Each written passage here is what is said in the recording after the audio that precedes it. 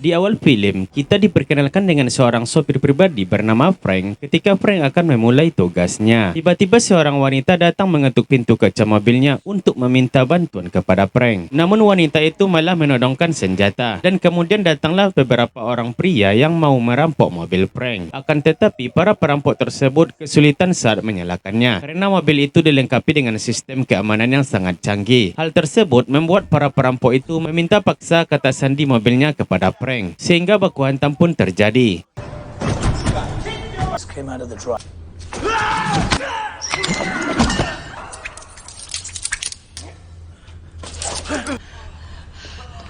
Setelah berhasil mengalahkan para perampok tersebut, Frank meminta wanita itu untuk segera pulang ke rumahnya.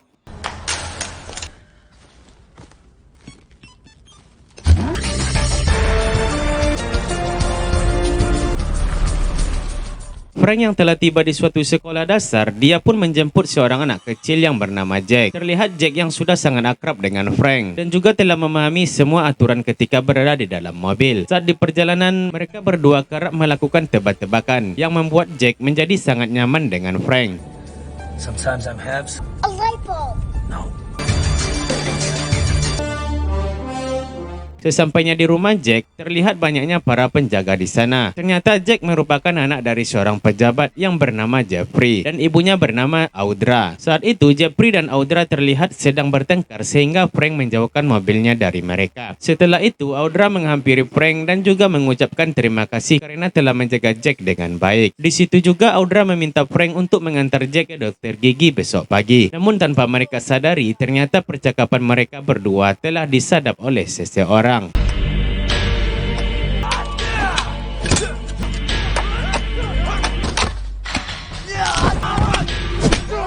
Di tempat lain terlihat sekelompok mafia yang sedang berlatih pedang. Para mafia itu dipimpin oleh seorang pria bernama Gianni. Setelah selesai melakukan latihannya, Gianni dihampiri oleh beberapa anak buahnya dan memberikan sebuah koper berisi virus dan juga penawarnya. Is it stable? Yes.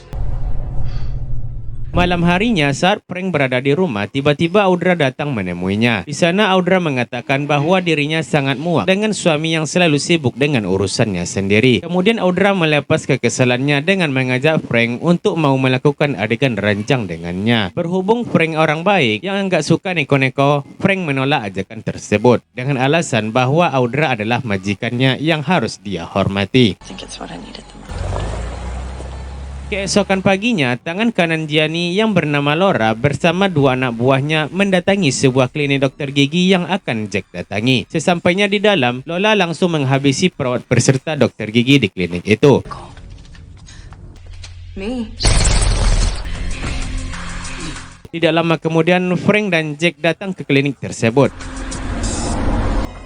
There's no guarantee you get. Saat di dalam, Frank bertemu dengan Lola dan anak buahnya yang sedang menyamar. Di situ, Frank sebenarnya sudah curiga dengan perawat dan dokter gigi tersebut. Namun fokusnya terganggu saat sahabatnya yang bernama Inspektur Terkoni menghubunginya. Terkoni mengatakan kalau dirinya sudah berada di bandara dan akan segera berkunjung ke rumah Frank. Frank pun meminta Terkoni untuk langsung ke rumahnya saja karena saat ini dirinya sedang ada urusan. Bersamaan dengan itu, Frank melihat tato berlambang mafia di kaki perawat tersebut yang membuatnya sadar bahwa Jack sedang dalam bahaya. Dan benar saja, ternyata Jack akan disuntikkan sebuah virus yang sudah mereka siapkan. Beruntungnya dengan cepat Frank segera menghentikannya dan kemudian baku hantam pun terjadi.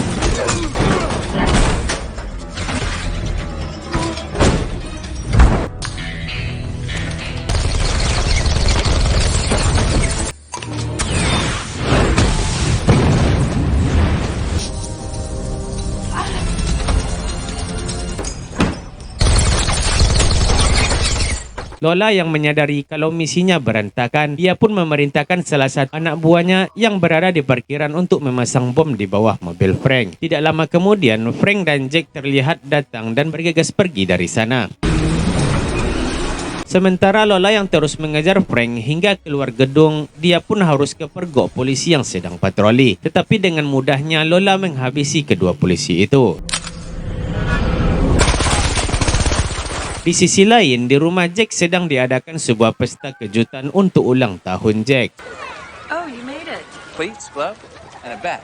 Sementara itu, Frank yang akan membawa Jack pulang ke rumahnya tiba-tiba saja menghentikan mobilnya karena dia mendapat telefon dari Gianni yang mengatakan kalau mobil yang mereka kendarai telah dipasang bom dan saat ini seorang sniper sudah membidik Jack. Di situ Gianni meminta Frank untuk mau menuruti perintahnya. Kalau dia tidak ingin terjadi sesuatu terhadap Jack karena tidak ada pilihan lain, akhirnya dengan terpaksa Frank pun menuruti perintah Gianni. Dan kemudian Lola yang sudah berada di sana masuk ke dalam mobil Frank untuk mengarahkan mereka ke markasnya. Di tengah aksi kejar-kejaran tersebut, Lola yang mencoba memandu Frank malah membuat keadaan mereka terpojok. Sehingga Frank meminta Lola untuk diam dan hanya menyebutkan lokasi di tempat markas Gianni berada.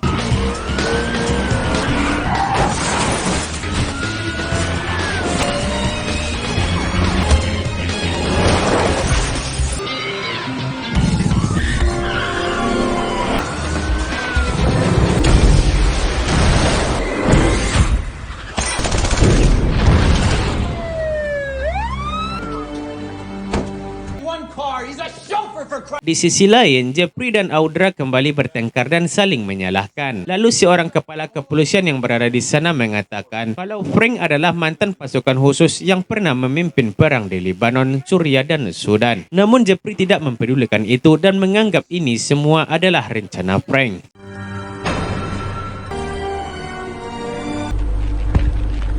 Sementara di markas Gianni, terlihat Frank yang telah tiba di sana. Frank bertanya pada Gianni maksud dan tujuan apa yang sebenarnya mereka inginkan. Lalu Gianni pun memberitahu Frank dengan menelepon ayah Jack, yaitu Jeffrey. Di situ Gianni meminta tebusan kepada Jeffrey sebesar $5 juta secara tunai kalau ingin putranya tetap selamat. Dia juga meminta uang tebusan tersebut harus sudah dikirim dalam waktu tidak lebih dari 2 jam. Audra yang mendengar hal tersebut membuat dirinya sangat khawatir kalau sampai terjadi sesuatu terhadap putranya. Kemudian Gianni meminta Frank untuk segera pergi karena dia tahu kalau mobil Frank sudah dipasangi alat peledak. Akan tetapi Frank ternyata telah mengetahui adanya sebuah bom yang menempel di mobilnya.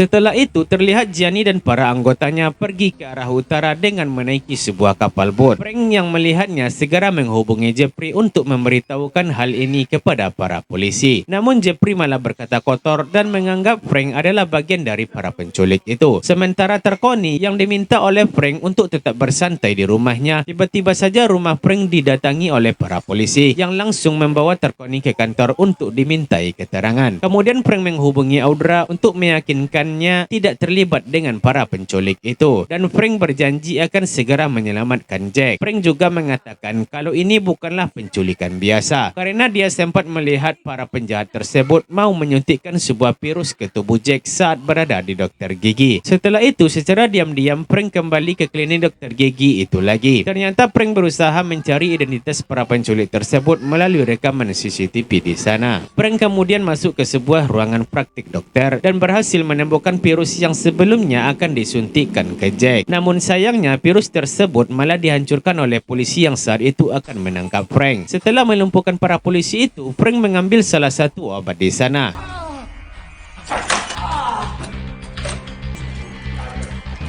Sementara di sisi lain, Jeffrey terlihat sedang mengantarkan koper berisi uang di dalam bagasi mobil. Di kantor polisi Tarconi malah diperlakukan dengan baik karena mereka menyadari kalau Tarconi tidak ada kaitannya dengan para penculik itu. Tidak lama kemudian, Frank menghubungi Tarconi dan memintanya untuk mengecek identitas salah satu penculik tersebut. Ternyata salah satu penculik itu bernama Dmitri, seorang ahli biologi Rusia yang pernah bekerja di Siberia. Lalu Tarconi pun memberikan alamat Dmitri kepada Frank. Singkat cerita, Frank yang telah sampai di lokasi tempat Dmitri tinggal, dia pun segera masuk dan berusaha untuk menangkapnya.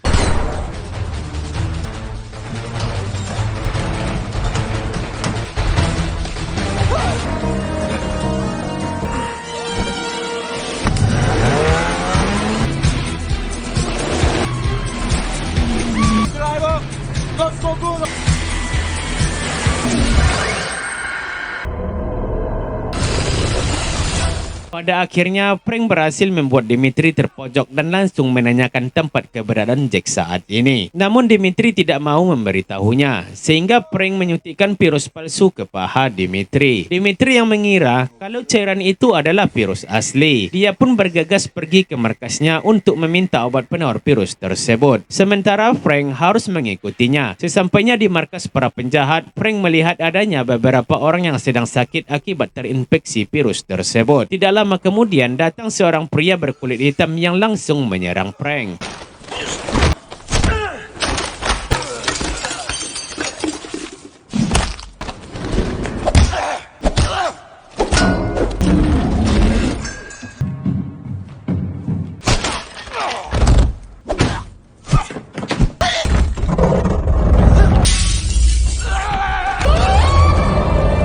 Sementara di sisi lain, Jeffrey dan Audra kembali bertengkar dan saling menyalahkan. Kemudian salah satu polisi di sana mendapat kabar kalau mereka telah menemukan lokasi tempat Jack disekap. Terlihat Audra yang langsung berlari untuk menghampiri anaknya. Namun ternyata telah disuntikkan virus tersebut oleh Gianni, yang menyebabkan orang-orang di sana akan tertular untuk bersentuhan dengan Jack.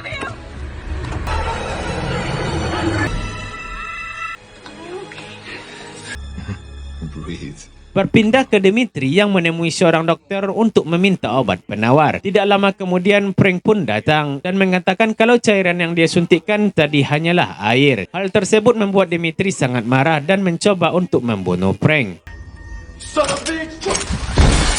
Setelah itu, dokter yang mengetahui kalau Frank mengincar obat penawar tersebut, dia pun melempar kedua botol obat penawar itu keluar. Namun sayangnya, satu botol obat penawar itu harus pecah dan Frank bergegas menyelamatkan satu botol lainnya yang kala itu hampir terlindas sebuah truk.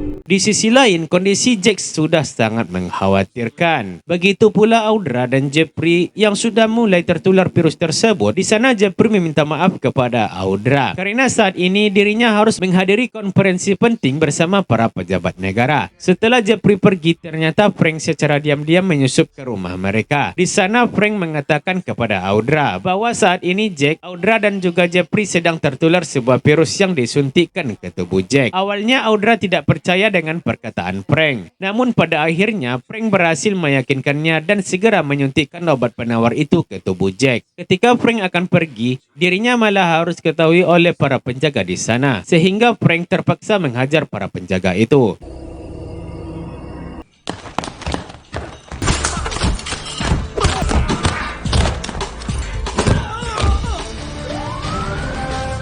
Di sisi lain, Jeffrey menerima panggilan dari Audra yang mengatakan kalau saat ini dirinya sedang tertular virus. Namun sayangnya, karena suara bising di tempat Jeffrey berada, membuat dirinya tidak bisa mendengar perkataan Audra dengan jelas. Di sana terlihat Jeffrey yang sudah mulai merasakan efek dari virus tersebut, sehingga orang-orang di sekitarnya juga harus tertular virus itu. Sementara di tempat lain, Frank menghubungi Terkoni yang masih berada di kantor polisi. Frank meminta Terkoni untuk mengecek identitas pimpinan penjahat tersebut, yaitu Gianni. Di sisi lain, Gianni dan Lola sedang melihat berita konferensi yang dilakukan oleh Jeffrey. Ternyata maksud dan tujuan Gianni selama ini adalah agar para pejabat yang ada di sana terkena virus tersebut. Dikarenakan yang tahu obat penawarnya hanyalah dirinya. Gianni berencana akan menjual obat penawar itu dengan harga yang sangat mahal. Kembali ke Frank, setelah Terkoni berhasil mendapatkan lokasi tempat Gianni berada, Frank kemudian bergegas ke sana dengan menyegat sebuah taksi yang sedang melintas.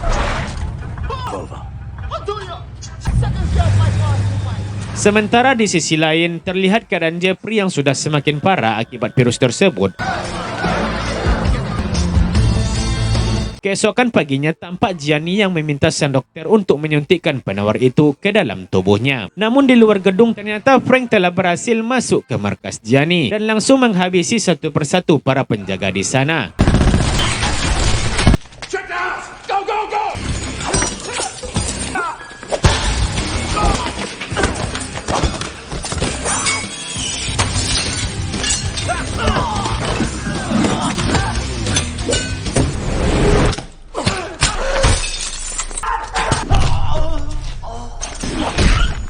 Setelah berhasil menghabisi seluruh penjaga di sana, akhirnya Frank pun bertemu dengan Gianni. Di situ Gianni mengatakan bahwa hanya dirinya yang dapat membuat penawar itu. Sehingga hal tersebut membuat Frank tidak berani untuk membunuhnya. Tidak berselang lama, Lola terlihat datang dan langsung menodongkan senjata ke arah Frank. Lalu inilah yang terjadi. Pada akhirnya Frank berhasil menghabisi Lola.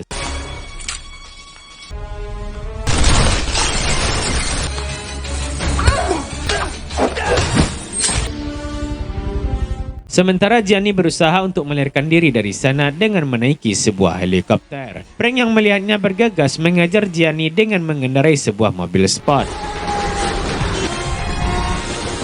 In hot pursuit of a stolen red police, as they were standing. Kemudian terlihat Gianni yang turun di bandara dan akan transit menaiki pesawat pribadinya untuk pergi ke Kolombia.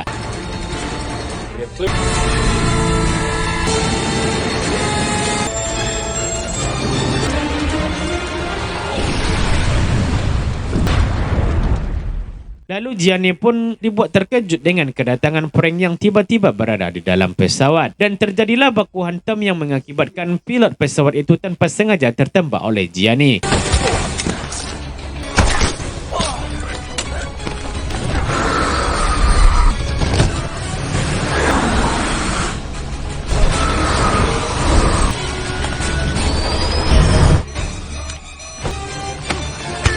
Pada akhirnya, Frank berhasil melumpuhkan Gianni, namun pesawat tersebut harus terjun ke laut.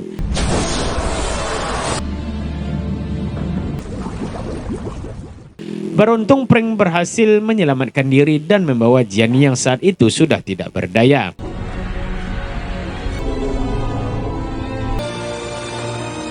Beberapa waktu kemudian, obat penawar tersebut sudah bisa diproduksi secara massal. Dan saat itu, Frank hendak menjenguk keluarga Jeffrey yang sedang dirawat di rumah sakit. Namun, Frank memilih untuk menitipkan bunga yang dia bawa kepada perawat di sana. Di sisi lain, supir taksi yang pernah dicegat oleh Frank terlihat saat ini dirinya telah membawa sebuah mobil sport yang dia ambil di markas Gianni. Sementara itu, Frank sedang mengantarkan Terconi ke bandara karena hari libur Terconi sudah habis dan dia harus segera kembali pulang ke Perancis. Setelah itu, saat Frank kembali ke mobilnya, dia menerima panggilan telepon dari seseorang dan film pun berakhir.